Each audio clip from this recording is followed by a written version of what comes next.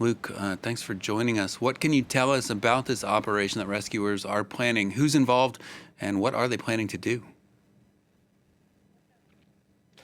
Well, for about a week now, around about 80 kilometers to the north of Paris, efforts have continued to try and rescue this stranded beluga. As you can see at the lock behind me, it's really shown no interest in trying to move back. There have been associations and volunteers involved, not just them, but state services as well, with wildlife rescue agencies on hand as well. We've seen several vans up here getting ready to try and move this creature on. Now, what they've been trying to do initially was to try and feed it. It expressed little interest in actually eating anything they tried to give it. It's looked undernourished. It didn't look too good.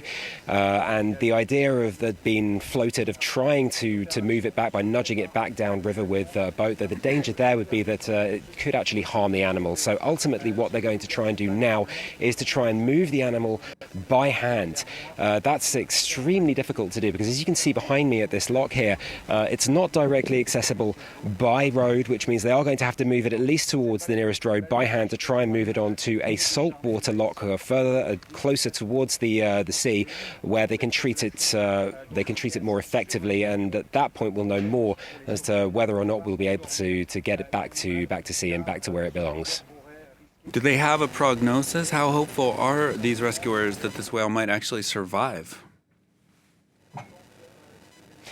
Beluga whales are among the smallest whale species, and this particular one, it's adapted for life in Arctic and subarctic environments in salt water. Now, they can't survive for long in fresh water, so the prognosis has been not particularly good for much of the last week, which is leading to this effort to try and move it back, since it's expressed little interest in trying to move back downriver on its own. Also undernourished, underweight. It's really not been eating. They tried to feed it live trout and frozen food as well to see if it would eat anything.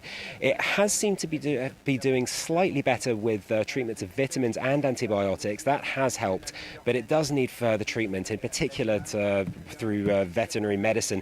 That's what they want to try and get it back to a saltwater lock at an undisclosed location, really to see just how things will move forward for the cetacean.